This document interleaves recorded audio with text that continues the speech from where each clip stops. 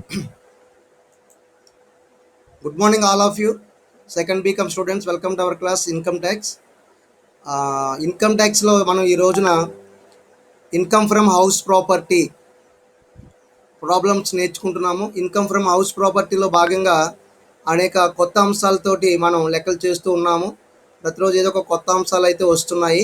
But ఈరోజు కూడా ఒక మొత్తాన్ని ఒకే ఇంటిని 2-3 భాగాలుగా మార్చుకున్నప్పుడు ఏ విధంగా చేయొచ్చు అనేది ఈరోజు డిస్కస్ చేద్దాము. మ్యాక్సిమము అన్ని లెక్కల్లో ఏ అంశాలు రావడానికి అవకాశం ఉందో వాటన్నిటి మీద కూడా మనమైతే డిస్కస్ చేసాము. ఈ లెక్కలన్నిటిలో కూడా గతంలో నేను ఒక 5-6 లెక్కలు గ్రాస్ ఇన్కమ్ అంటే వాల్యూ నెట్ అదొకటి చెప్పాను, జిఏవి గ్రాస్ యాన్యువల్ వాల్యూ అని. తర్వాత నెట్ యాన్యువల్ వాల్యూ అని కొన్ని లెక్కలు చెప్పుకున్నాం. ఆ తదుపరి పూర్తి స్థాయి 10 మార్కుల లెక్కలు కూడా డిస్కస్ చేయడం జరిగింది. అలాగే రేపు నేను మరికొన్ని లెక్కలను షేర్ చేస్తాను, వాటిని అసైన్మెంట్ కింద ఇస్తానన్నమాట. వాటిని కూడా మీరు పూర్తిగా చేసేయండి, అవన్నీ కూడా అసైన్మెంట్లో. సో మీకు ఒక అవగాహన వస్తుంది దానిపైన. ఇక అందులో ఏది వస్తుంది ఏది రాదు అన్నది మనం గతంలో చెప్పుకున్న దాన్ని బట్టి అవగాహన చేసుకోండి. ఇంకా ఒకవేళ మీకు ఏదైనా డౌట్ ఉన్నట్లయితే వాటిని ఒక నోట్ పైన రాసి వాటిని నాకు పంపిస్తే నేను ఎక్స్ప్లెయిన్ చేస్తాను వాటి గురించి కూడా. సో అది ఈ విధంగా మీకు దీనిలో త్వరగా ఉంటే ఫ్రమ్ మండే ఆన్వర్డ్స్ నేను నెక్స్ట్ మన చాప్టర్ అదే వ్యాపారం ద్వారా లాభాలు, దాని మీద మనం నెక్స్ట్ చాప్టర్లోకి వెళ్తామన్నమాట. సో అది కూడా అయిపోతే నెక్స్ట్ అప్పుడు పూర్తి స్థాయిలో మనం మొత్తం ఆదాయం లెక్కలు అనేది కట్టడం ఎలాగో చెప్పుకుందాము. సో వీళ్ళని త్వరగా కంప్లీట్ చేసుకుందాం అవి. సరే, ఇప్పుడు నేను ఫైల్ ప్రాబ్లం షేర్ చేస్తాను. ఇందులో ఒకసారి చెక్ చేసుకోండి, కనబడుతుంది లేదు.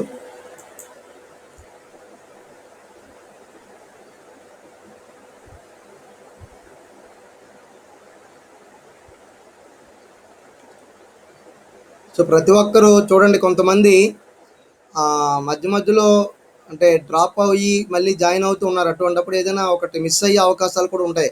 కాబట్టి మంచి నెట్వర్క్ ఉండే దగ్గర నిలబడి ఉంటే కాస్త కనీసం వినడానికి వాటికి కంటిన్యూగా అవకాశం ఉంటుంది. అస్మాను డ్రాప్ అయ్యి మళ్ళీ జాయిన్ అవటం వల్ల మధ్య మధ్యలో మళ్ళీ ఏదైనా పాయింట్ కూడా మిస్ అయ్యే అవకాశాలు ఉంటాయి. సో నేను నా ఫైల్ షేర్ చేస్తున్నాను, ఒకసారి చెక్ చేసుకోండి. రైట్, ఇక్కడ ప్రాబ్లం దీన్ని మీకు షేర్ చేయడం జరిగింది. ఒకసారి చూడండి, కనబడుతుంది కదా అందరికీ? ఓకే, చూడండి. ఇది ప్రతాప్ ఒక గృహాస్తిని కలిగి ఉన్నాడు. ఇక్కడ అసెస్సి పేరు ప్రతాప్. ఇతడు ఒక గృహాస్తిని కలిగి ఉన్నాడు. ఆ గృహాన్ని 1/3 వంతు మరియు 2/3 వంతుగా విభజించాడు. అంటే 3 వంతుల కింద మార్చాడు. 3 వంతుల కింద మార్చి అందులో ఒక వంతులో అయితే ఒక గృహాన్ని 2 వంతులు కలిపేసి మరొక గృహాన్నిగా దాన్ని 2 పార్ట్ల కింద విభజించాడు. అంటే ఒకటి ఎక్కువ భాగము, మరొకటి తక్కువ భాగం అన్నమాట. అలా ఇది 30 వంతు 60 వంతు అని కాదు ఇక్కడ అర్థము. ఇది 2/3 భాగాలు చేశారు. అందులో 3 భాగాల్లో 2 భాగాలు కలిపేసి ఒక గృహంగాను, ఒక భాగంలో మరొక గృహంగాను ఉండడం జరిగింది. అయితే ఈ మొత్తం ఇది ఒకే ఇల్లు అని గ్రహించండి. దాన్నే 2 పార్ట్ల కింద అంటే పోర్షన్స్ అనుకోవచ్చు, అలా డివైడ్ చేయడం జరిగింది. అయితే ఈ ఇంటిని పూర్తి చేసినటువంటి తేదీ 1/11/2013. సో మన యొక్క లెక్కలు 2019-2020 నుంచి కాబట్టి 6 సంవత్సరాల ముందే పూర్తయింది. 6 ఏళ్ల నుండి దీని మీద అతను ట్యాక్స్ కట్టుకుంటూ కూడా వస్తున్నాడని చెప్పవచ్చు. అయితే ఈ ఇంటికి సంవత్సరానికి మున్సిపల్ విలువ 96,000. సో సంవత్సరానికి మున్సిపల్ విలువ 96,000. సో సంవత్సరానికి మున్సిపల్ విలువ 96,000. అలాగే యుక్తమైన అద్దె విలువ సంవత్సరానికి 84,000. అంటే మొదటిది ఎంఆర్వి 96,000, రెండవది ఎఫ్ఆర్వి యుక్తమైన అద్దె విలువ 84,000. ఇది మొత్తం ఇంటి మీద గుర్తుపెట్టుకోండి. అలాగే ఇప్పుడు ఇందాక అనుకున్నాం చూసారా, 3 భాగాలు చేసి 2 భాగాలు కలిపి ఒక గృహంగాను, అలాగే 1/3 వంతు ఒక గృహంగా అనుకున్నాం. వాటిని ఏ విధంగా ఉపయోగించుకుంటున్నాడు ఇక్కడ ఇవ్వడం జరిగింది. అదే సొంతానికి 2/3 వంతు భాగం సొంతానికి వాడుకుంటున్నాడట.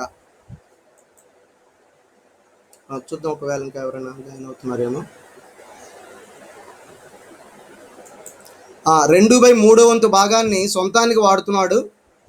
ఇక మిగిలిన 1/3 వంతు భాగాన్ని మరొక కుటుంబానికి అద్దెకి ఇవ్వడం జరిగింది. ఎవరు? ప్రతాప్. సో ఆ విధంగా వీటిని దేనికి ఉపయోగిస్తున్నాడు అనే విషయం కూడా మనకు తెలిసింది. ఇక్కడ గమనించండి, మొదటి పార్ట్లో మనకు కావాల్సినటువంటి ఎంఆర్వి ఎఫ్ఆర్వీలు ఉన్నాయి, సరిపోయింది.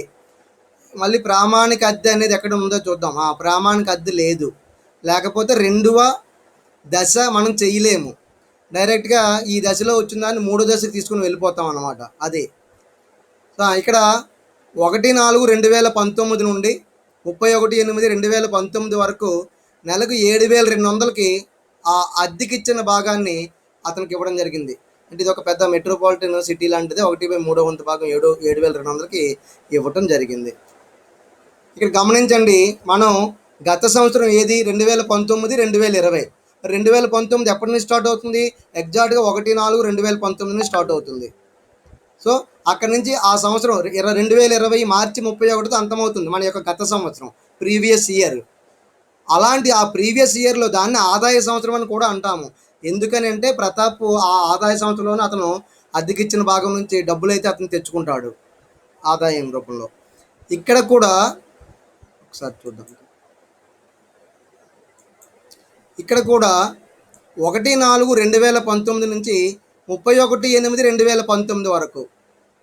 సో 4వ నెల 8వ నెల అంటే 5 నెలలు, ఏప్రిల్, మే, జూన్, జూలై, ఆగస్ట్ చివరి వరకు. సో 5 నెలల పాటు అద్దెకి ఇచ్చాడు అనమాట ఆ ఇంటిని. ఏది? 1/3 వంతు భాగాన్ని ప్రతాప్ 1/4/2019 నుంచి 31/8/2019 వరకు, అంటే 5 నెలల పాటు అద్దెకి ఇచ్చాడు. నెలకి 7,200 చొప్పున. తర్వాత వాళ్ళని ఇతను ఖాళీ చేయించాడో వాళ్ళే ఖాళీ చేసి వెళ్ళిపోయారో కానీ 1/9/2019 నుంచి ఆ 1/3 వంతు భాగాన్ని కూడా ఇతనే సొంతానికి మళ్ళీ వాడుకున్నాడు. అంటే మొత్తం సొంతానికి ఇతనే వాడుకున్నాడు. అది అతనే ఖాళీ చేయించి ఉండొచ్చు. సో 1/9/2019 నుంచి అంటే సెప్టెంబర్, అక్టోబర్, నవంబర్, డిసెంబర్, జనవరి, ఫిబ్రవరి, మార్చి, అంటే మనకి మిగతా 7 నెలలు కూడా ఇతనే వాడుకున్నాడు. సో ఇతను వాడుకున్నాడు కాబట్టి దాన్ని వదిలిపెట్టండి. సో 5 నెలలకైతే ఇతనికి ఆదాయం వచ్చింది కాబట్టి దాని మీద అయితే ఇతను ఆదాయ పన్ను చెల్లించవలసిన అవసరం ఉంది. కాబట్టి మనం ఇక్కడ ఆ విధంగా చేద్దాము. నెక్స్ట్ మున్సిపల్ పన్నులు. మున్సిపల్ పన్నులు ఇవేమి 2 వేరువేరు గృహాలు కాదు కాబట్టి, ఒకే గృహాన్ని 2 పోర్షన్లుగా చేశారు కాబట్టి మున్సిపల్ పన్నులు, మున్సిపల్ అద్దె విలువ ఎలాగ ఒకటే ఉందో, యుక్తమైన అద్దె విలువ ఎలా ఒకటో ఉందో, ఇక్కడ పన్నులు కూడా సంవత్సరానికి 6,000 రూపాయలు మొత్తం ఇంటిపైనే ప్రతాప్ చెల్లించడం జరిగింది. తర్వాత అగ్ని బీమా ప్రీమియం. ఇక్కడ చూడండి, అగ్ని బీమా ప్రీమియం. సో ఇంటికి సంబంధించి ఏదైనా ఒక అగ్ని ప్రమాదం జరిగే అవకాశం ఉంటుందని ఆ ఇంటిని అయితే అగ్ని బీమా చేయించాడు, దానికి ప్రీమియం కట్టాడు. అది సంవత్సరానికి 2,000. మరి అయితే ఇది మనకి ఎక్కడైనా వస్తుందా అంటే ఇది అతను చెల్లించింది, అతనికి వచ్చిన ఆదాయం కాదు. కాబట్టి అతను చెల్లించిన మొత్తాలు మనకి ఇక్కడ ఎక్కడ తగ్గింపుగా గవర్నమెంట్, అది ఆదాయ పన్ను శాఖ వారు అతనికి ఎలా చేయరు ఎక్కడా కూడా.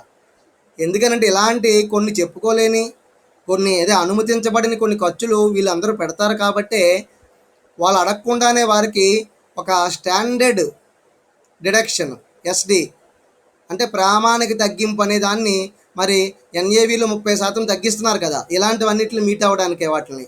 కాబట్టి అగ్ని బీమా ప్రీమియం రాదు అని మీరు గుర్తుపెట్టుకోండి ఇక్కడ. అలాగే భూమి అద్దె, ఆ భూమి ఖాళీ భూమి ఉండొచ్చు లేదా పక్కనే, దానికి సంవత్సరానికి 4,000 కట్టాడు. భూమి అద్దెను కూడా అతడు ఇక్కడ మినహాయించుకోవడానికి ఎక్కడ ప్రావిజన్ లేదు కాబట్టి వాటిని కూడా మనం తీసుకోవడానికి అవకాశం లేదు. మరి అయితే మరొక అంశం ఉంది ఇక్కడ, రుణముపై వడ్డీ. రుణముపై వడ్డీ ఎంత అంటే 7,500. కాబట్టి ఈ రుణము ఆ ఇంటిపైన తీసుకోవడం అంటే అప్పు తీసుకున్నాడు, ఏ బ్యాంక్ అయితే ఇవ్వలేదు, అప్పు ఎంతో కూడా మనకు తెలియదు. మనకు కావాల్సింది కూడా ఇదే, వడ్డీయే కావాలి. ఎందుకంటే ఆ ఇంటిపైన వడ్డీని మనం మినహాయించుకోవడానికి మనకు అవకాశం ఇవ్వబడింది కాబట్టి మనం వడ్డీని అయితే మినహాయించుకుంటాము. ఓకే, నెక్స్ట్ 2020-2021 పన్ను నిర్ధారణ సంవత్సరానికి ఆ గృహస్థు నుండి ఆదాయాన్ని లెక్కించండి అన్నాడు. సో మీరు ఎన్ని పార్ట్లుగా చేసి ఉన్నప్పటికీ మొత్తం మీద గృహస్థికి ఏ విధంగా అయితే అమౌంట్ వస్తుందో దీన్ని వాటిని మనం చూపించవలసిన అవసరం ఉంది. మనం ఇక్కడ మీరు అబ్జర్వ్ చేయండి, 2/3 వంతు భాగము ఒక పోర్షన్గా చేశాడు, 1/3 వంతు భాగం ఒక పోర్షన్ కింద అలాగా 2 పోర్షన్లు చేశాడనమాట. వాటిని చేసి 2/3 వంతు భాగంలో తనే సొంతంగా ఉంటున్నాడు ప్రతాపు. 1/3 వంతు భాగాన్ని మన ఆదాయ సంవత్సరం అయినటువంటి 2019, 2020లో అద్దెకిచ్చాడు. మళ్ళీ ఏమనుకున్నాడో అద్దెకి ఇచ్చినట్లు ఇచ్చి 5 నెలల తర్వాత ఖాళీ చేయించేశాడు. తర్వాత మొత్తం భాగంలో అతనే ఉన్నాడు. సరే, 5 నెలలు కానివ్వండి, 12 నెలలు కానివ్వండి, ఎప్పుడైనా ఒకలాగే లెక్క చేయాలి. 5 నెలలకైతే 5 నెలల ఆదాయం అని చెప్పాలి. 5 నెలలకు ఆదాయం వచ్చినప్పుడు నాకు 12 నెలలకు వచ్చిందని చూపించకూడదు. మీరు చూపిస్తే అర్థం ఏంటి? మీరు ఎక్కువ ఆదాయ పన్ను కట్టడానికి సిద్ధమైనట్లు. వీళ్ళని తగ్గించుకోవడానికి కదా అందరూ చూస్తారు ఆదాయ పన్ను. కాబట్టి ఎగ్జాక్ట్గా ఎంత ఆదాయం వచ్చిందో దానికే చూపించవలసిన అవసరం అయితే ఉంటుందన్నమాట. సో మరైతే ఇక్కడ మున్సిపల్ విలువ, యుక్తమైన అద్దె విలువ, ఏ గృహాన్ని దేనికి ఉపయోగించుకోవడం తెలిసిందే. 5 నెలలు 1/4/2019, 31/8/2019 వరకు 5 నెలల పాటు 7,000 నెలకు 7,200కి అద్దెకిచ్చాడు. ఓకేనా? ఈ రెండు రావని కూడా మనం డిస్కస్ చేసాము. సో ఇప్పుడు మనం పన్నుకి గురియగు గృహాస్తి నుండి ఆదాయాన్ని లెక్కిద్దాము. సో ఇక్కడ చూడండి, మొత్తం గృహాస్తి నుండి ఆదాయం కనుక్కుంటున్నాము. కాబట్టి ఇక్కడ మనం హెడ్డింగ్ కూడా ఏం పెడతాం? పన్నుకి గురియగు గృహాస్తి నుండి ఆదాయము గణించుట, లేదా పన్ను విధింపబడు గృహాస్తి నుండి ఆదాయము లెక్కించుట, ఇలాంటి హెడ్డింగ్స్ పెట్టుకోవాలి. తప్పనిసరిగా ఈ యొక్క టేబుల్లో పైన హెడ్డింగ్ అనేది ఉండాలి. మీరు ఏం చేస్తున్నారు లెక్క అది పైన రాయాలి. తిరిగి దాన్నే కిందని మీరు లాస్ట్ పాయింట్గా కూడా మళ్ళీ చూపించుకోవాలి మీరు కనుక్కున్న తర్వాత. మరైతే ఇక్కడ ప్రతిసారి వేస్తున్నట్లుగానే అసెస్సి ప్రతాప్, హోదా నివాసి అని రాస్తాము. ఇది ప్రతిసారి కూడా నివాసి అనే ఉంది. ఎక్కువగా మనకు లెక్కలు కూడా నివాసి అనేవారు వేస్తున్నారు, రాయండి. ఒకవేళ లెక్కలో ఏమీ ఇవ్వకపోయినా నివాసి అని అయితే పెట్టేయండి. నెక్స్ట్ ఇక్కడ గత సంవత్సరం మనకి 2019, 2020. సో 2019, 2020 నుంచి మనం ఈ యొక్క ఆదాయ సంవత్సరం కాబట్టి ఆ కాలంలో ఎవరికైనా ఏ ఆదాయం వచ్చినా దానిపైన మనము ఈ లెక్కలైతే చేస్తున్నాము. ఆ తర్వాత ఈ యొక్క సబ్మిట్ చేసిన తర్వాత ఆదాయ పన్ను శాఖ వారు మనం కట్టిన పన్ను కరెక్టా కాదా, ఎక్కువ తక్కువ ఇలాంటి విషయాలు నిర్ధారణ చేస్తారు. కాబట్టి 2020, 2021ని పన్ను నిర్ధారణ సంవత్సరంగా చెప్పడం జరుగుతుంది. మరైతే లెక్కలోకి వెళ్దాము. ముందుగా సొంతానికి ఆక్రమించుకున్న భాగాన్ని లెక్కిద్దాము. 2/3 వంతు భాగము పోర్షన్ 2/3 ఉంది కదా, దానిని ఇతడు సొంతానికి ఆక్రమించుకున్నాడు. కాబట్టి మీరు ఇక్కడ ఏం చేస్తారంటే రోమన్ నెంబర్ 1 అని వేసి 2/3వ భాగము సొంతానికి ఆక్రమించుకున్నది అని చెప్పి ఒక బ్రాకెట్లో రాయవలసి ఉంటుంది. సో మీరు ఇది ముందు కట్టినా పర్వాలేదు, అద్దెకిచ్చిన భాగం ముందు కట్టినా పర్వాలేదు, మీ ఇష్టమే. అద్దెకిచ్చిన భాగాన్ని ముందు కట్టినా అయితే కామన్గా తక్కువగా ఉంది కదా దాన్ని ముందు కట్టేద్దాము అని చెప్పి ముందుగా మనం సొంతానికి ఆక్రమించుకున్న భాగాన్ని చూపించామన్నమాట. సో సొంతానికి ఆక్రమించుకున్న భాగము మనకి తెలుసు. గత చాలా లెక్కల్లో, వీలైతే అన్ని లెక్కల్లో కూడా సొంతంగా ఒక గృహాన్ని కానీ సొంతంగా ఒక భాగాన్ని కానీ ఇంటిలో ఉపయోగించుకుంటున్నాడు అని ఇచ్చినప్పుడు మనం ఈ విధంగానే అన్ని లెక్కల్లో కూడా చేసుకుంటూ వచ్చాము. కాబట్టి ఇది కూడా ఈ పాటికి మీకు అర్థమై ఉండాలి. సొంతానికి ఆక్రమించుకున్న భాగం మనకి స్థూల వార్షిక విలువ నేరుగా వేసేస్తాము. దీనికి దశలు, మొదటి దశ, రెండవ దశ, మూడవ దశ కట్టవలసిన అవసరం ఉండదు. ఒకవేళ అంటే ఏంటంటే స్థూల వార్షిక విలువ ఉండదని కాదు, ఉంటుంది. ఎలా అంటే ఇదిగో ఇక్కడే మున్సిపల్ విలువ 96,000 ఉంది, అందులో 2/3 వంతు కట్ చేస్తాము. యుక్తమైన అద్దె విలువ 84,000 అందులో 2/3 వంతు కట్ చేస్తాము. ఆ రెండింటికి తేడా చూస్తాము, అక్కడ వస్తుంది. ఇంకా ఏమీ లేవు, ఇక్కడ అద్దె రాలేదు, అలాగే ప్రామాణిక అద్దె లేదు. సో ఈ రెండిట్లో ఏది ఎక్కువ ఉంటుంది అంటే ఆ మున్సిపల్ అద్దె విలువ ఎక్కువ ఉంటుంది. సో దాన్నే మనం దీని యొక్క 2/3 ఉంది, అందులో దానినే మనం స్థూల వార్షిక విలువగా చెప్పవచ్చు. కానీ కట్టితే ఏమి లాభం? స్థూల వార్షిక విలువ సొంతంగా ఆక్రమించుకున్నటువంటి భాగానికి ఉండదు అని ఆదాయ పన్ను శాఖ వారు చెప్పడం జరిగింది. కనుక మనం స్థూల వార్షిక విలువను ప్రతి లెక్కలో కూడా లేదు అని చూపిస్తున్నాము, నిల్లనే చూపిస్తున్నాము. అది గుర్తుపెట్టుకోండి. లెక్కలో ఉంటుంది, ఏదో ఒకలాగా వేయాలనుకుంటే వేయొచ్చు, కానీ వేసినా దాన్ని అనుమతించరు వారు. కాబట్టి స్థూల వార్షిక విలువ నిల్ అని చెప్పి మనం చూపించాము. అగైన్ మున్సిపల్ పన్నులు, ఇక్కడ కూడా 2/3 వంతు ఉంది, 6,000 కట్టాడు మున్సిపల్ పన్నులు. ఇక్కడ చూడండి, మున్సిపల్ పన్నులు సంవత్సరానికి 6,000 కట్టాడు. ఇందులో 2/3 వంతు దీనివే, ఇతను సొంతంగా ఉన్నటువంటి ఇంటివే. కానీ వాటిని ఎందుకంటే స్థూల వార్షిక విలువకే నీకు అనుమతి లేదు కాబట్టి మున్సిపల్ విలువను తగ్గించుకోవడానికి అసలు అనుమతి ఇవ్వరు. అదే కాబట్టి మున్సిపల్ పన్నులు కూడా మరి ఎందుకు సరి చూపించడం అంటే చూపించవలసి ఉంటుంది. స్థూల వార్షిక విలువ ఉండదని చెప్పడం దగ్గర నుంచే చూపించాలి దీన్ని. అది ఈ గృహము పైన. కాబట్టి ఆ స్థూల వార్షిక విలువ నిల్, దానిలోంచి మున్సిపల్ పన్నులు కూడా నిల్లే, డాష్ పెట్టేశాము. తీస్తే మనకి నికర వార్షిక విలువ వస్తుంది.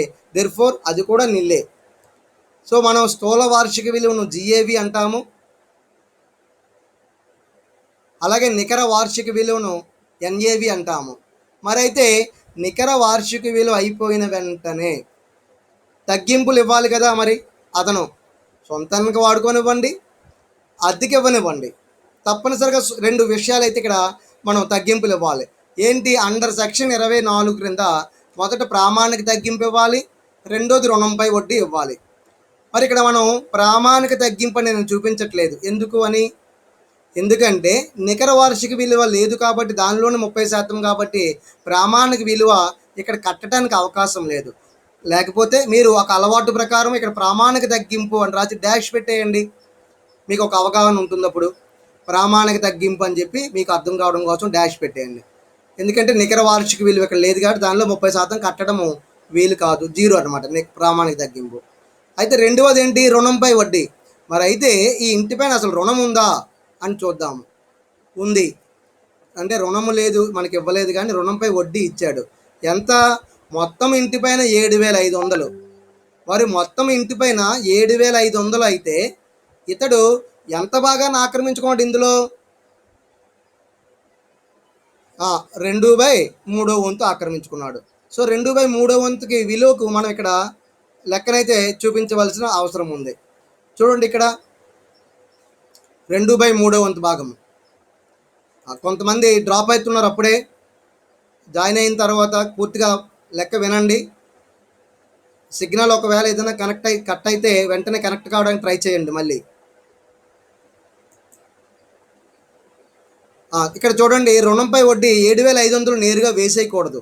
ఎందుకు వేయకూడదు? ఇది సొంతానికి వాడుకున్నది పూర్తి ఇంటి మీద కాదు కాబట్టి 2/3 వంతులోనే మనం తీసుకోవడానికి అవకాశం ఉంటుంది. సో అందుకనే 7,500ని 2/3తో మనం గుణించడం జరిగింది. చేస్తే మనకి ఇందులో 5,000 వచ్చింది. అంటే 2 భాగాల కింద చేసేసాము. సో ఒక భాగం విలువ ఎంత? 2/3 వంతు 5,000 అవుతుంది. ఇక మిగిలిన 1/3 వంతు విలువ మిగిలిన 2,500 అవుతుంది అని అక్కడ చూపిద్దాము. సో రుణంపై వడ్డీని ఇక్కడ చేశాను. సో ఈ విధంగా రుణంపై వడ్డీ అవుటర్లోకి వెళ్తుంది. నికర వార్షిక విలువ మనకు ఉంటే కనుక అందులో తీసి దీన్ని చూపించాలి. మరి ఇక్కడ మనకి సొంతానికి ఆక్రమించుకుని గృహానికి నికర వార్షిక విలువ ఉండదు కాబట్టి దాన్ని నిల్లు అని చూపించి దాని నుంచి 5,000 రూపాయలు తీస్తే -5,000 అవుతుంది. దాన్ని పూర్తిగా అవుటర్లోకి తీసుకుని వెళ్ళండి. అంటే అర్థం ఏమిటి? మనకి ఇక్కడ వచ్చినటువంటి విలువ యొక్క అర్థం ఏమిటంటే సొంతానికి ఆక్రమించుకున్న 2/3 వంతు భాగము ద్వారా వచ్చిన నష్టము అని రాయండి. సొంతానికి ఆక్రమించుకున్న 2/3 వంతు గృహస్థి ద్వారా వచ్చిన నష్టము ఎంత? -5,000. మైనస్ అని పెట్టలేకపోతే బ్రాకెట్లో పెట్టండి. బ్రాకెట్లో పెడితే ఆదాయ పన్ను శాఖ వారికి అర్థమవుతుంది అది ఒక రుణము అని చెప్పి. అది నష్టము, రుణము కాదు, నష్టము అని అర్థమవుతుంది. అది రాసాము. సో ఇప్పుడు గమనించారు కదా, ఆక్రమించుకున్నటువంటి 2/3 వంతు భాగం మీద అతనికి ఆదాయం ఎప్పుడూ ఉండదు. ఎందుకంటే అతనికి ఆదాయం అనేది అద్దె రూపంలో రాదు కదా అతనే ఆక్రమించుకుంటే. మరి ఎందుకు సార్ ఇది చూపిస్తారు అంటే, ఇది చూపించుకోవాల్సినటువంటి అవసరము ప్రతాప్కే ఉంది. ఇన్కమ్ ట్యాక్స్ డిపార్ట్మెంట్ వాళ్ళు అయితే చూపించకపోతే చాలా ఆనందపడతారు. ట్యాక్స్ ఎక్కువ కట్టించవచ్చు కదా నీ చేత అని చెప్పి. కానీ నువ్వే చూపించుకుంటావు ఇక్కడ. నువ్వంటే అసెస్సి. ఎందుకు? ఇది చూపించుకోవడం వలన ప్రతాప్కి బెనిఫిట్ ఏమనంటే ఆక్రమించుకున్న 2/3 వంతు భాగం మీద కూడా అతనికి నష్టం వచ్చిందని చూపించుకొని ఆదాయం తగ్గించుకోవచ్చు అనమాట ఇతడు. ఎందుకు? రెండో భాగాన్ని అద్దెకిచ్చాడు కదా, 1/3 వంతు భాగాన్ని. ఆ భాగం మీద ఎంతో కొంత అద్దె వచ్చి ఉంటుంది కదా. ఆ అద్దెలోంచి ఇదిగోండి నాకు నేను ఉన్నటువంటి ఇంటి మీద మరి ప్రతి నెల వడ్డీ అయితే కడుతూ వెళ్ళాను. మరి ఆ వడ్డీని మీరు తగ్గించారు కదా అండర్ సెక్షన్ 24లో, కాబట్టి నాకు తగ్గింపు ఇవ్వండి అని చెప్పి ఇక్కడ మనం చూపించుకున్నాం అనమాట. అది దీని అర్థము. సో ఈ విధంగా మొత్తం సొంతానికి ఆక్రమించుకున్న భాగం మీద 5,000 రూపాయలు వచ్చింది. సో ఈ ఒక్క విలువ చూపించటము కోసము సొంతానికి ఆక్రమించుకున్న భాగాన్ని కూడా మనం ఈ విధంగా లెక్క వలె చూపించవలసిన అవసరం వచ్చింది. అది అంటే నాకు నికర వార్షిక విలువ లేదండి, కానీ నేను ఆక్రమించుకున్న భాగం మీద కూడా రుణం తీసుకుని ఉన్నాను, దానిపైన నెల నెల వడ్డీ కూడా కట్టాను, ఆ వడ్డీ మొత్తం మీద 7,500 అయింది, దీనిలో నా యొక్క 2/3 భాగాన్ని ఆక్రమించుకున్నాను, కానీ ఆ భాగానికి నాకు ఎంతో కొంత వడ్డీ నేను కట్టాను కాబట్టి దాని విలువను కూడా నాకు అనుమతించండి అని అన్నాడు. అలా ఇక్కడ అనుమతించడం జరిగిందనమాట. అందుకే ఇది నష్టం అవుతుంది. మరి అతనికి నష్టం వచ్చింది కాబట్టి అతనికి ఇంకొక ఆదాయం ఏదైనా వచ్చి ఉంటే 1/3 మీద దానిలోంచి కొంత తగ్గించుకోవడానికి అవకాశం ఉంటుంది. తద్వారా ఇతనికి ఏంటి మేలు జరుగుతుంది? ఆదాయపు పన్ను తగ్గిపోతుంది. ఆదాయం పన్ను విధించబడి ఆదాయమే తగ్గిపోతుంది. ఆదాయం తగ్గిపోయినప్పుడు ఆదాయం మీద కట్టే ట్యాక్స్ కూడా తగ్గుతుంది అనమాట. అది అందుకోసం వీళ్ళు తెలివిగా ఈ విధంగా చేస్తారు. Okay, next. ఇప్పుడు అద్దెకిచ్చిన భాగము రెండోది ఉన్నది చూశారు, దాన్ని రోమన్ నెంబర్ 2 అని వేయండి. ఇక్కడ రోమన్ నెంబర్ 1 అని వేయండి. రోమన్ నెంబర్ 2 అని వేసి అద్దెకిచ్చిన భాగము 1/3 అని రాసుకుంటాము. ఈ 1/3 అద్దెకిచ్చింది ఇచ్చాడు, సరే పూర్తిగా 12 నెలలు కూడా ఉంచాడా వారిని అంటే ప్రతాప్ మధ్యలోనే ఖాళీ చేయించాడు అన్న విషయం మనకు తెలిసింది. ఏ విధంగా? ఇదిగో, మీరు పొరపాటును కూడా నెలకు 7,200 ఇవి చూడకుండా నెలకు 7,200 అద్దె వచ్చేసింది కదా అని చెప్పి ప్రతి లెక్కలో చేసినట్లుగానే వాస్తవంగా వచ్చిన అద్దె అని చెప్పి 7,200 ఇంటూ 12 నెలలకి కట్టేయకండి. పొరపాటును కూడా చేయకూడదు. మన యొక్క ఆదాయ సంవత్సరము లేదా గత సంవత్సరము లేదా ఆర్థిక సంవత్సరం 3 ఒకటే. ఆ పీవైలో మనకు ఎంతకాలం అద్దెకున్నాడో ఇస్తాడు లెక్కలో, అది చూసుకుంటూ ఉండాలి ప్రతి లెక్కలో కూడా. ఒకవేళ ఇవ్వకపోతే 12 నెలలకి ఇచ్చినట్టు భావించి మనం కడతాము, కానీ ఇచ్చినప్పుడు చాలా జాగ్రత్తగా చూసుకోవాలి. ఇక్కడ చూడండి, 1/4/2019 నుంచి 31/8/2019 వరకు మాత్రమే అతడు ఉన్నాడట. అతడంటే ప్రతాప్ ఎవరికి ఇచ్చాడో వారు. అది ఎన్ని నెలలు అనేది గమనించాలి అప్పుడు మనం. అది ఏప్రిల్ నెల 1, మే నెల, తర్వాత జూను, తర్వాత జూలై, ఆగస్టు 31 వరకు చివరి వరకు ఉన్నాడు. ఇలా 5 నెలలు ఉన్నాడు అనే విషయాన్ని మనం ఈ లెక్కలో తీసుకోవాలి. పొరపాటును కూడా అది మనం మర్చిపోయామా వెంటనే ఇక్కడ ఏం చేసేస్తాము, 12 నెలలకు మనకు ఆదాయం వచ్చినట్టు కట్టేస్తాము. అలా కట్టేస్తే మీరు ప్రతాప్కి ఒక ద్రోహం చేసినట్టు అవుతుంది. ఏంటది? ప్రతాప్ చేత ఎక్కువ ఆదాయం వచ్చినట్లుగా చూపించేస్తున్నారు, ప్రతాప్కి ఎక్కువ ఆదాయ పన్ను కట్టించేస్తున్నారు. అది అఫ్కోర్స్ అందుకని మనం జాగ్రత్తగా వేయాలి. మరి అయితే మనకు తెలుసు, ఆదాయానికి అదే అద్దెకిచ్చిన భాగాన్ని అది 1/3 కానివ్వండి, 1/2 కానివ్వండి, ఎంతైనా మనం 3 దశలు ఉన్నాయా వేసుకుంటూ వెళ్తాము. ఇక్కడ మొదటి దశ ఇక్కడ రాయండి, లేదు కానీ ఇప్పుడు మొదటి దశలో మనం ఏ రెండిట్లకి మనం పోల్చి చూస్తామర్రా? మొదటి దశలో ఏ రెండిటికి మనం పోల్చి చూడాలి? ఒకరు అన్మ్యూట్ చేసి చెప్పండి. కొత్త వాళ్ళు వచ్చారు కదా ఒకరిద్దరు, అందుకని మొదటి దశలో ఏ రెండింటిని మనం పోల్చి చూడాలి?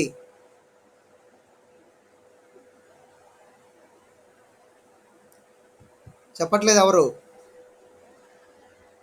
మొదటి దశలో అద్దెకిచ్చిన భాగానికి విలువ కడుతున్నాము, దానిలో మొదటి భాగాన్ని మొదటి దశలో ఏ రెండింటి మధ్య మనం పోల్చి చూడాలి?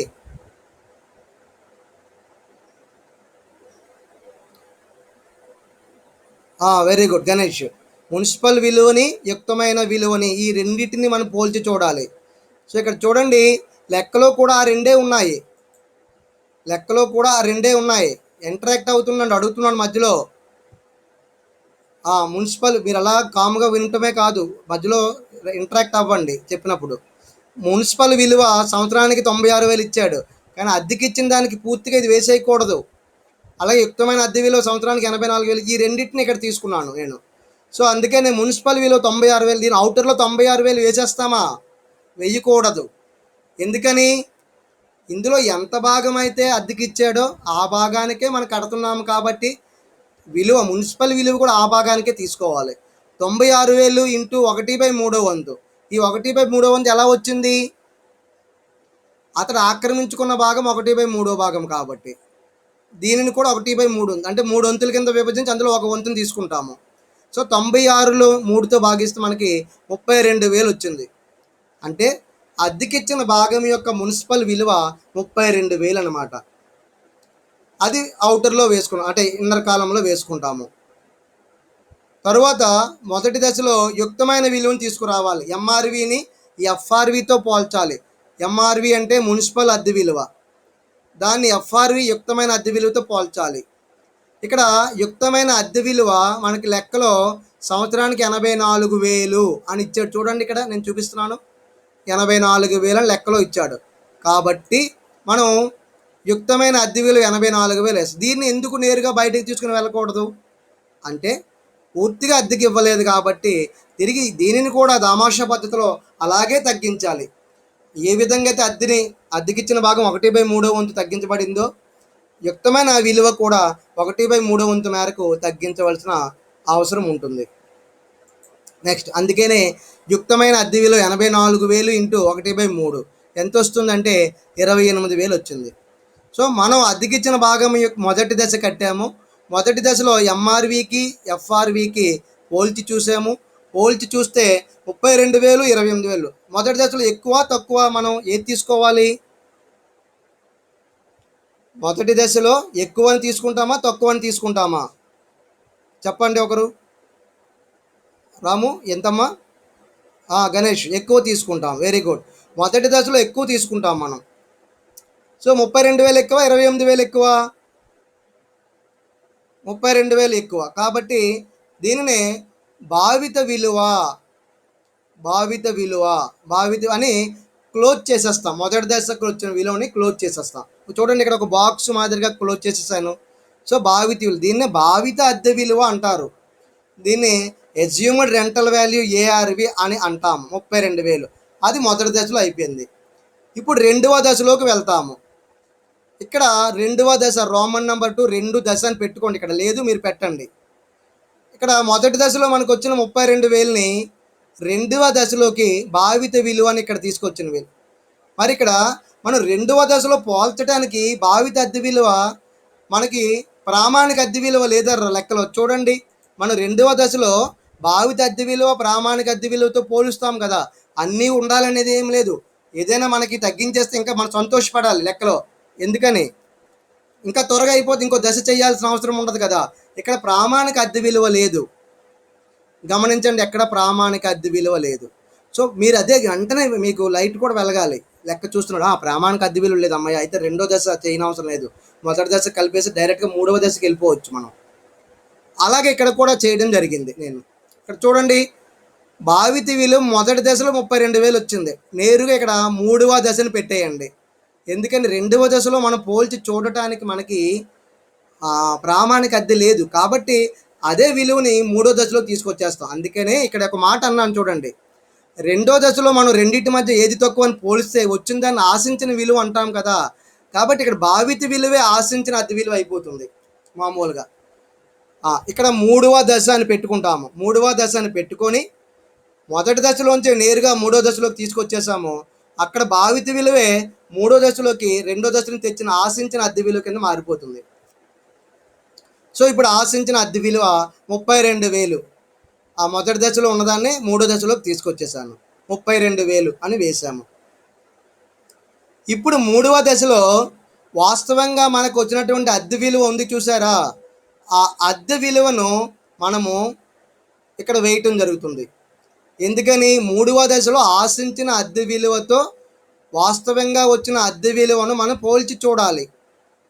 మనకి వాస్తవంగా ఎంత అద్దె విలువ వచ్చింది అంటే నెలకు 7,200 చొప్పున 5 నెలలకు మాత్రమే మనకి రెంట్ వచ్చింది, ఆదాయం వచ్చింది. దానిని చూపించాను ఇక్కడ. సో వాస్తవ అద్దె విలువ 7,200 ఇంటూ 5 నెలలు, సో 36,000 వచ్చింది. 5,35, 5 రెళ్ళు ఇక్కడ 1,000 రూపాయలు, 36,000 వచ్చింది.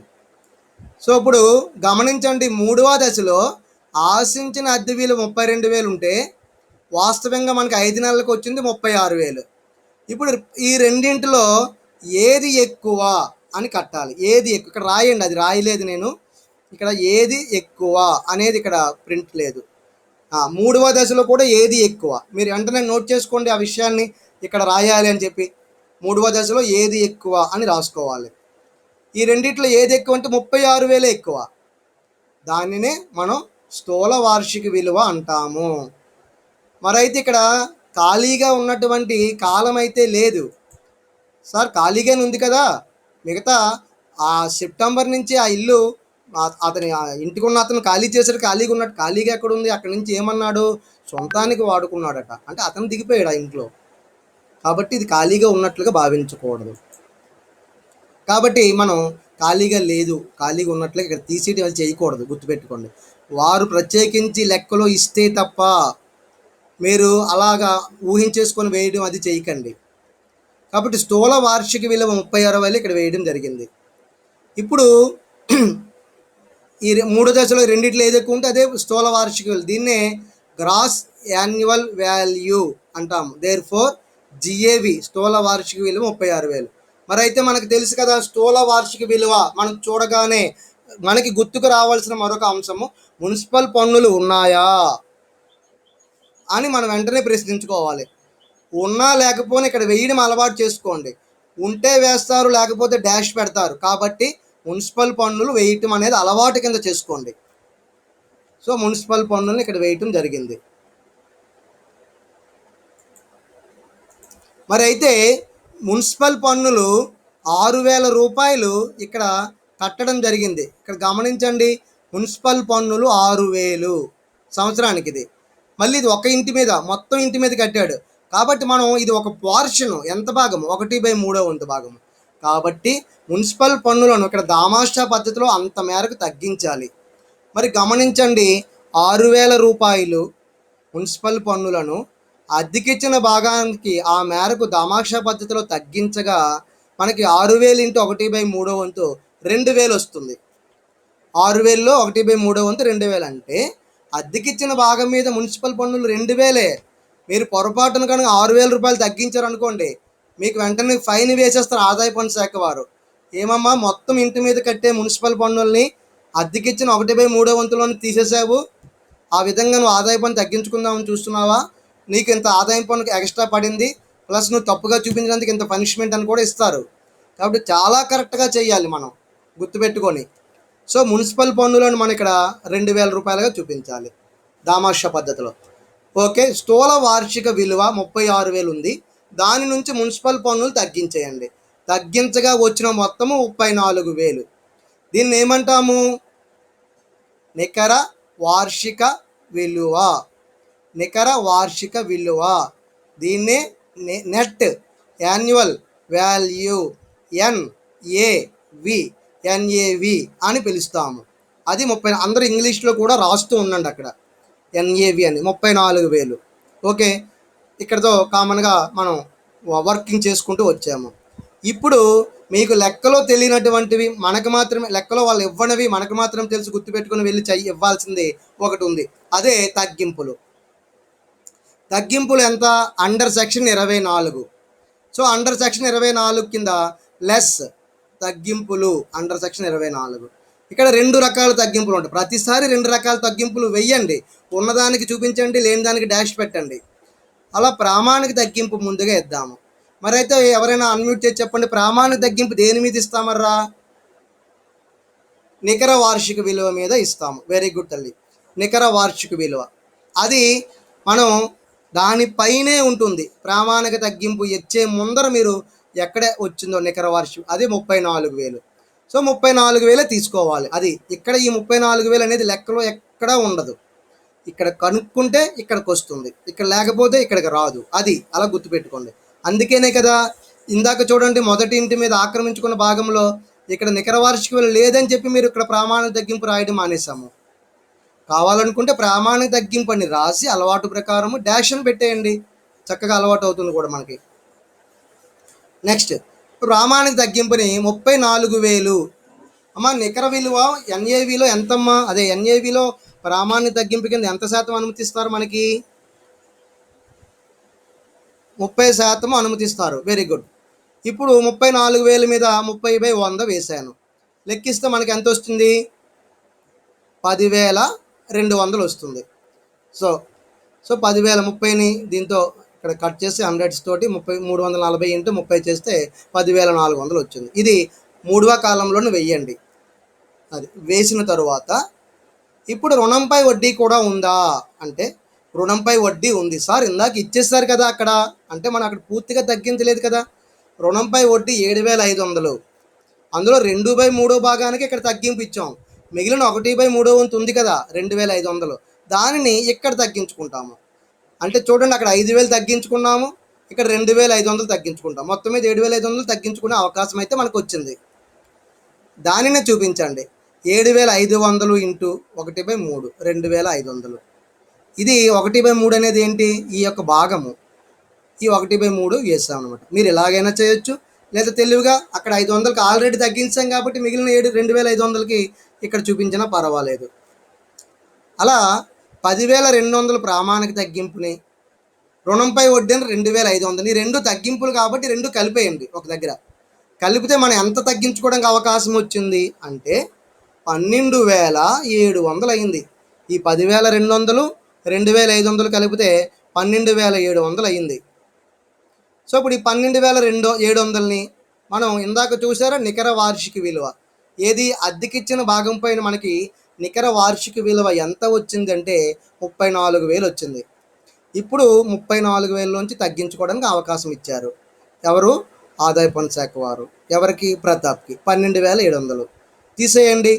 So 34,000 into 12,700 right.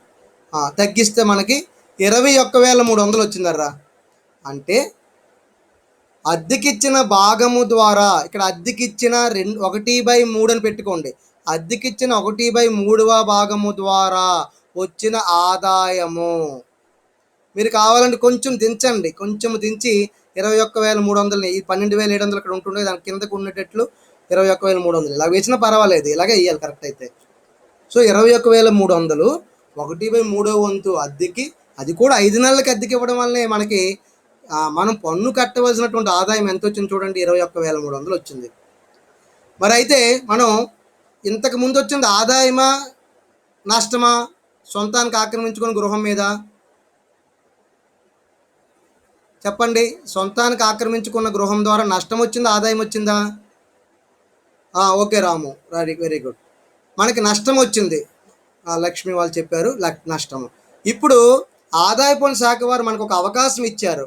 ఒకవేళ నీకు 2 ఇల్లులు ఉన్నా, లేదా ఒక ఇంటిని 2 భాగాలు చేసినా, నీకు నష్టం ఏదైనా ఉంటే వెంటనే అక్కడే వచ్చిన ఆదాయం దగ్గర తగ్గించుకో అనే ఒక అవకాశం, అక్కడే తగ్గించేసుకోమని అవకాశం ఇచ్చారు.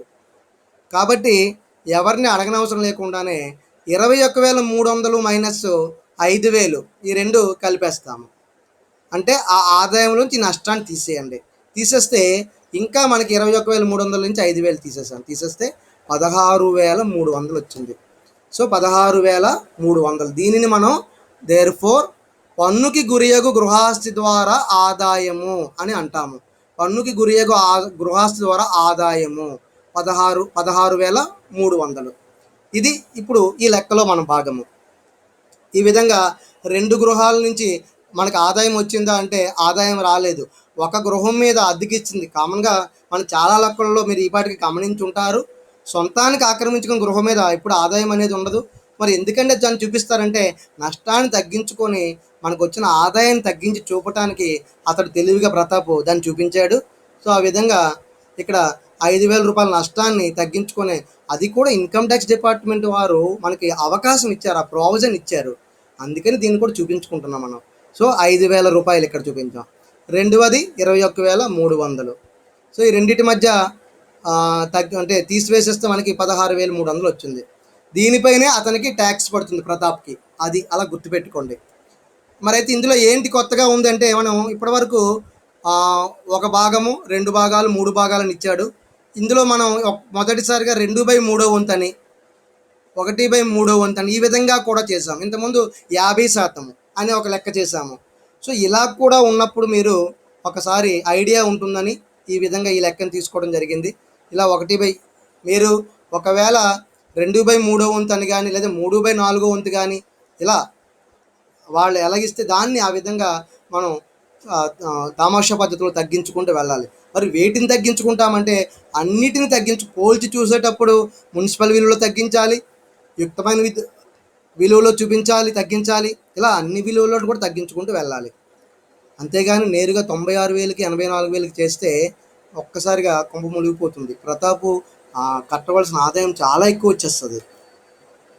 కాబట్టి దామాషా పద్ధతిలోనే పోల్చుకుంటూ వెళ్ళాలి. అది ఓకేనా? ఇక్కడ దాకా అర్థమైంది కదా? ఒక్కసారి మీకు మన లెక్కలో ఉన్నటువంటి ఒక అంశాన్ని మీకు వివరిస్తాను. ఇక్కడ చూడండి, మనం ఇప్పటి వరకు లెక్కలో ఎక్కడ కూడా అగ్ని బీమా ప్రీమియం అనే దాన్ని నేను తీసుకోలేదు. ఎక్కడ తగ్గించడానికి ప్రావిజన్ లేదర్రా. అది నికర వార్షిక తర్వాత తగ్గింపుల కింద ఇక్కడ ఎక్కడ తగ్గించేద్దామన్న అవకాశం లేదు. పోనీ స్థూల వార్షిక విలువ మున్సిపల్ పన్నుల కింద చూపించేద్దామన్న అవకాశం లేదు.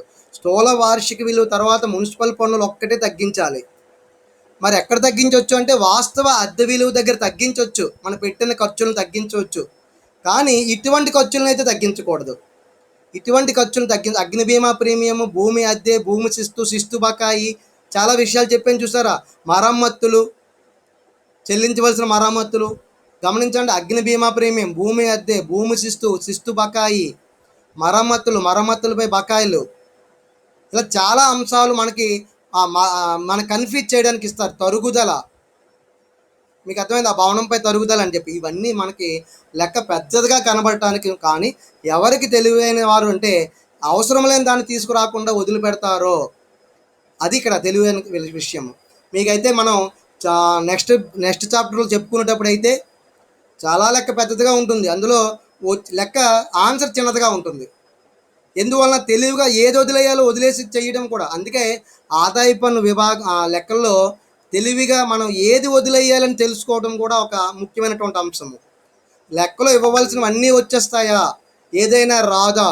అందుకే మీరు మరీ ఒక దగ్గర గమనిక రాసుకోండి ప్రతిదానికి కూడా. ఇక్కడ అగ్ని బీమా ప్రీమియం సంవత్సరానికి 2,000 ఇవ్వడం జరిగింది, భూమి అద్దె సంవత్సరానికి 4,000 ఇవ్వడం జరిగింది. వీటికి ఎక్కడ కూడా తగ్గించడానికి ప్రావిజన్ లేదు, అవకాశం ఇవ్వబడలేదు అని రాసేయండి గమనికలో.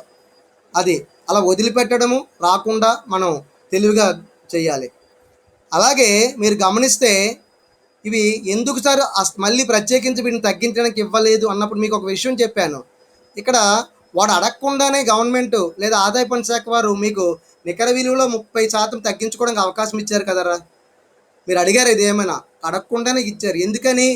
అలా మేము ఏదైతే తగ్గించడానికి అవకాశం ఇవ్వలేని కొన్ని ఖర్చులు ఆ యజమాని లేదా ప్రతాప్కు అవుతున్నాయో అందుకోసం అనమాట. మరి ఇక్కడ అగ్ని బీమా ప్రీమియం మీరు తగ్గించకపోయినా, భూమి అద్దె మీరు తగ్గించకపోయినా, మీకు చాలా మంచివారు కదా ఇన్కమ్ ట్యాక్స్ డిపార్ట్మెంట్ వారు. ఇక్కడ ఏం చేశారు? 30% తగ్గించి పెట్టారు మీకు ప్రామాణిక తగ్గింపులో. లెక్కలో ఎక్కడైనా ఆ మాట అన్నారా? అనలేదు. అయినా మీరు తగ్గించేయలేదా? కాబట్టి ఇలాంటిది అంటే కొన్ని ప్రావిజన్స్ అంటే కొన్ని ఖర్చులను తగ్గించడానికి అవకాశం లేదు కనుక, అటువంటి ప్రావిజన్ ఏర్పాటు లేదు కనుక, అందుకనే ప్రామాణిక తగ్గింపు అనే ఒక విషయం చెప్పి 100 రూపాయలు నీకు వస్తే అందులో 30 రూపాయలు తగ్గించేసుకో బాబు, 70 రూపాయలని నువ్వు ఖర్చు కింద అదే ఆదాయం కింద చూపించుకో అని ఒక మంచి అవకాశాన్ని అయితే ఆదాయ పన్ను శాఖ వారు మనకి ఇచ్చారు. అందుకోసం అన్నమాట. ఓకేనా? రైట్. సో ఒకసారి అన్మ్యూట్ చేసి ఎక్కడైనా మీకు సందేహం ఉంటే అడగండి. లేదు సార్ అర్థమైపోయింది, మీకు ఇది ఒక సందేహం వచ్చి ఉండాలి కదా. 1/9/2019 నుంచి ఆ భాగాన్ని కూడా సొంతానికి వాడుకున్నారని ఇచ్చారు. మీకు అవగాహన కోసం అని ఇచ్చారు. దీన్ని ఎక్కడ చూపించుకోవాల్సిన అవసరం అయితే లేదులేండి మళ్ళీ. అయితే ఎందుకంటే మనకు మహా అయితే రుణంపై వడ్డీని తగ్గించుకోవడానికి, కాబట్టి రుణంపై వడ్డీని ఎగ్జాక్ట్గా ఒక దగ్గర 5,000 తగ్గించాము, ఒక దగ్గర 7,500 తగ్గించాము. ఇంకేమీ ఉండవు అది మీరు తీసుకోవడానికి కూడా. కాబట్టి వారు ఇచ్చినా ఇవ్వకపోయినా మనము అతను వాడకుండా వదిలేసిన దాన్ని సొంతానికి వాడుకున్నట్లుగా, అదే అద్దెకి ఇవ్వకుండా వదిలేసిన దాన్ని సొంతానికి వాడుకున్నట్లుగానే భావించుకోవచ్చు, ప్రాబ్లం లేదు.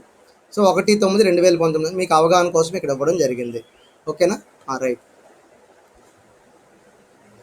చూడండి 2/3 ఇక్కడ ఒక్కోసారి 1/4 వంతు భాగము అని ఒకసారి ఇస్తాడు. ఇక్కడ 3/4 వంతు భాగం అని ఒకసారి. ఇదే లెక్కని ఆ విధంగా కూడా మనకి ఇవ్వడానికి అవకాశం ఉంది. ఉంటే 2/3 వంతు, 1/3 వంతు ఇలాంటి లెక్కైనా ఉండొచ్చు. లేదంటే 3/4 వంతు అని చెప్పి 1/4 వంతు అని ఒకటి, ఈ విధంగా కూడా ఇవ్వచ్చు. సో ఇలాగే ఉండాలని లేదు. ఇందులో ఇవ్వబడిన ఇప్పటిదాకా చెప్పిన లెక్కలు అన్నీ కూడా గతంలో చాలా మార్లు ఇవ్వబడినవే. మీకైతే ఇలా 2 పోర్షన్లు కానీ, లేదా ఒక ఒక ఇంటిని 2 పోర్షన్లు చేసింది కానీ, లేదా 2 వేరు వేరు ఇల్లులు కానీ అలాగైతే వస్తున్నారు తప్పనిసరి. మరీ ఒకటే గృహము మన అదృష్టము. మన ఒకటే గృహం ఉండి ఎక్కువ అంశాలు ఉంటే మేబీ అది ఇవ్వచ్చు తప్పు. కానీ 2 గృహాలు ఇచ్చినప్పుడు, 3 గృహాలు ఇచ్చినప్పుడు కూడా ఎలాగ చెయ్యాలి? చూడండి, మనం 3 గృహాలు ఇస్తే మనం చాలా భయపడిపోతాం. కానీ అందులో ఏదో ఒక గృహమే అద్దెకిస్తున్నాడు. దానికే ఇలాంటి 3 దశలు ఉంటున్నాయి. మిగతాది వాడు సొంతంగా ఉన్నదానికైతే చిన్నదే మ్యాటర్ ఉంటుంది. అదే అతడు కనుక వ్యాపారాన్ని చేసుకోవడానికి ఉపయోగిస్తున్నాడంటే అసలు దాని మీద విలువే ఉండటం లేదు. డాష్ పెట్టేస్తున్నాం అక్కడ. కాబట్టి కంగారు పడకండి. 3 ఇల్లులు ఇచ్చినా ఆ ఇంటిని ఏ విధంగా ఉపయోగించుకున్నాడో గమనించండి. దానికి అనుగుణంగా ఈ లెక్కను చేయండి. ఓకేనా? నేను ఈ ఫైల్ షేర్ చేస్తాను. ఈ ఫైల్తో పాటు మీకు ఒక 5 లెక్కలు కూడా నేను రేపు పంపించడం జరుగుతుంది. వాటన్నిటిని కూడా రేపు ఎల్లుండి కూడా కూర్చొని మీరు ఇంటి దగ్గర అసైన్మెంట్లో చూడకుండా ట్రై చేయండి. అందులో మీరు తప్పు వచ్చినా ఉప్పు వచ్చినా ముందు చేసేయండి. అసైన్మెంట్లో నేను కరెక్ట్ చేసుకుంటాను తర్వాత. ఇక మీకు డౌట్ ఉంటే ఎక్కడ ఏ భాగం డౌట్ ఉందో ఆ లెక్క పేరు, ఆ లెక్కలో ఉన్నటువంటి అంశాన్ని నాకు వాట్సాప్లో పిఎం చేయండి. అందులో నేను చెక్ చేసి మీకు ఫోన్ చేసి మాట్లాడదాం. అది ఆ విధంగా కరెక్ట్ చేసుకోండి. తప్పుని మాత్రం ముందుకు క్యారీ ఫార్వర్డ్ చేసేయకండి. ఇక్కడతో మళ్ళీ మనం మండే ఆన్వర్డ్స్ ఏంటంటే ఒక కొత్త చాప్టర్లోకి వెళ్తున్నాం. వెరీ ఇంపార్టెంట్ వన్ అందువలన అనమాట. ఓకేనా? రైట్. ఎవరికి ఏ సందేహం రాలేదా మధ్యలో? అందరూ కూడా ఇప్పటివరకు నేను పంపించిన ప్రతి అంశాలను కూడా నోట్బుక్లో క్లియర్గా రాసేసుకోండి. మీకు నేను ఇచ్చేటటువంటి భాగాల్లో నేను ఇచ్చే థియరీ కానివ్వండి, లెక్కలు కానివ్వండి, అవన్నీ కూడా అలాగే రాస్తూ ఉండండి. ఎక్కడా కూడా ఎవరు కూడా అంటే పేజెస్ వదిలిపెట్టడం అంటే రాయకుండా మర్చిపోవడం అనేవి చేయకండి. మళ్ళీ మనకు మరొక అవకాశం అయితే ఉండదు లెక్కలు నేర్చుకోవడానికి. కాబట్టి ఇప్పుడు నేను ఇచ్చినవన్నీ ఫాలో అవ్వండి. అలాగే మీకు నికర వార్షిక విలువ అనేది ఇక్కడ ఇస్తాడారు. ఒక్కోసారి నికర వార్షిక విలువ ఏ విధంగా గణన చేస్తారు? మీరు కంగారు పడకండి. నికర వార్షిక విలువ ఏ విధంగా గణన చేస్తారంటే చూడండి, ఇక్కడ ఎన్ని భాగాలు చేస్తే నికర ఎలాగైతే వచ్చిందో అవన్నీ కలిపి రాసేయండి. నికర వార్షిక విలువ ఏ విధంగా వస్తుందండి? మొదటి దశ 3 దశలు ఉంటాయి. మొదటి దశల్లో ఆ అద్దెకు ఇచ్చిన భాగం యొక్క మున్సిపల్ విలువను యుక్తమైన అద్దె విలువతో పోల్చి చూడాలి. ఆ విధంగా రెండింటిని పోల్చి అందులో ఏది ఎక్కువైతే ఆ విలువను మనం భావిత విలువగా భావించాలి. సో దానిని భావిత విలువగా భావించి 2వ దశకు తీసుకొని వెళ్ళవలెను. అలా భావిత విలువను 2వ దశలో ప్రామాణిక అద్దె విలువ స్టాండర్డ్ రెంటల్ వాల్యూ కనుక ఉంటే దాంతో పోల్చి చూడవలెను. సో 2వ దశలో భావిత విలువను ప్రామాణిక అద్దె విలువను పోల్చి ఆ రెండింటిలో ఏది తక్కువ అయితే దానిని ఆశించిన అద్దె విలువగా అనుకోవలను. ఆశించిన అద్దె విలువను ఎక్స్పెక్టెడ్ రెంటల్ వాల్యూ అంటారు. ఈ ఎక్స్పెక్టెడ్ రెంటల్ వాల్యూని తిరిగి 3వ దశలోకి తీసుకొని వెళ్ళవలను. 3వ దశలో ఈ ఆశించిన అద్దె విలువను మరియు వాస్తవంగా అద్దెకిచ్చిన కాలానికి అతనికి వచ్చిన అద్దెను తీసుకొని పోల్చి చూడవలను. అలా ఆశించిన అద్దె విలువను, వాస్తవ అద్దె విలువను రెండింటిని పోల్చి చూడగా ఈ రెండిటిలో ఏది ఎక్కువైతే దానిని 3వ దశలో స్థూల వార్షిక విలువగా తీసుకోవలను. ఒకవేళ ఇక్కడ ఖాళీగా ఉన్న కాలము అని కనుక ఇచ్చినట్లయితే స్థూల వార్షిక విలువ అనే మాట అనకముందే, దానిని మెన్షన్ చేయకముందు మనం ఏం చేయాలి? ఖాళీగా ఉన్న భాగం యొక్క విలువను లేదా ఖాళీగా ఉన్న భాగం యొక్క నష్టాన్ని ఇక్కడ తీసివేసి ఆ మిగిలిన భాగాన్ని స్థూల వార్షిక విలువ అని అనుకోవలెను. అలా వచ్చిన స్థూల వార్షిక విలువ నుంచి దీన్ని గ్రాస్ యాన్యువల్ వాల్యూ అంటారు. ఇలాంటి గ్రాస్ యాన్యువల్ వాల్యూ లేదా స్థూల వార్షిక విలువ నుంచి ఒక్కగానొక్క తగ్గింపు అయినటువంటి మున్సిపల్ పన్నులను తగ్గించవలసి ఉంటుంది. ఇది మున్సిపల్ పన్నులు లెక్కలో ఇవ్వబడిన మాదిరిగా తగ్గించవలసి ఉంటుంది. లేదనచో ఒకవేళ కనుక మున్సిపల్ పన్నులు శాతం రూపంలో ఇచ్చినట్లయితే 10%, 20% అని వాటిని మున్సిపల్ విలువ లేదా మున్సిపల్ అద్దె విలువ పైన కట్టి ఇక్కడ తగ్గించవలను అని రాయాలి. సో ఆ విధంగా ఆ తరువాత స్థూల వార్షిక విలువ నుంచి మున్సిపల్ పన్నులను తగ్గించగా వచ్చునదే నికర వార్షిక విలువ, నెట్ యాన్యువల్ వాల్యూ అందురు అని అలా ఇదే ఇప్పుడు ఏం చేశారో దాన్ని రాస్తే ఆన్సర్ వస్తుంది. కావాలనుకుని మీరు తెలివిగా ఇవి కూడా రాయండి. ఇలా నికర వార్షిక విలువతో కొన్ని తగ్గింపులను కూడా ఆదాయ పన్ను శాఖ వారు అండర్ సెక్షన్ 24 క్రింద ఇవ్వటం జరిగిందని ఈ రెండింటిని కూడా రాయండి. చక్కగా మీకు మరింత తెలివితేటలు ఉన్నాయని వాళ్ళు అడుగుకుంటారు, మార్కులు వేస్తారు. ఓకేనా? Right. Thank you all of you.